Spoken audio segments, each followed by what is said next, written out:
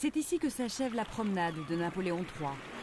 Il a apprivoisé Biarritz, mais c'est sa chute qui va amorcer la première grande période de spéculation immobilière. Les terrains de l'empereur sont vendus et lotis. Victorien, néo-gothique, néo-mauresque, tout est possible.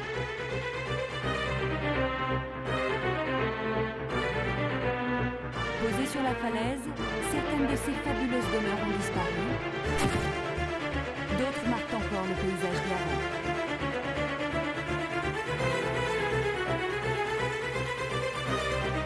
Mais la plus étonnante, la plus spectaculaire, c'est certainement celle-ci.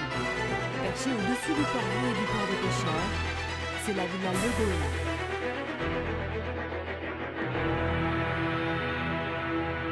Le vrai propriétaire de cette demeure n'est autre que Paul, que nous avons rencontré au Club des Ours Blancs.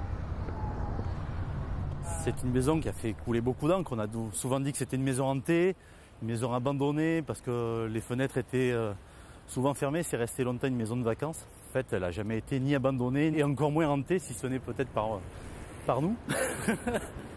Paul y vit désormais toute l'année. C'est une vieille dame très attachante.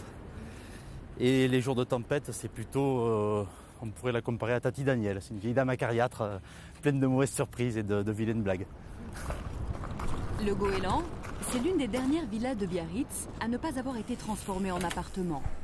Pourtant ici, la pression immobilière est forte.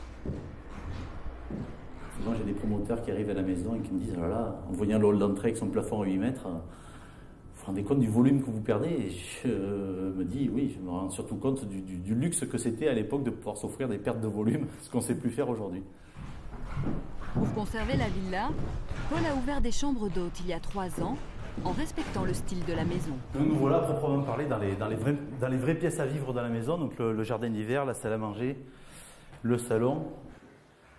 Et donc tout cet étage est resté vraiment dans son jus. Un style pas franchement régional.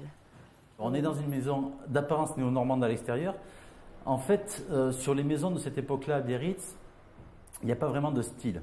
C'est-à-dire que je pense que les instigateurs de ces villas disaient aux architectes, voilà, je veux la plus étonnante, je veux la plus belle, je veux la plus grosse, je veux la plus haute, je veux la plus large. On a l'impression que quelqu'un les a tout d'un coup imaginées, les a posées là, et que c'était pas plus compliqué que ça à l'époque.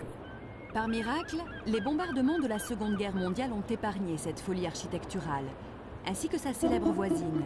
Connue de tous à Biarritz, c'est la Villa Belza. C'était une villa un petit peu sulfureuse avec un cabaret russe.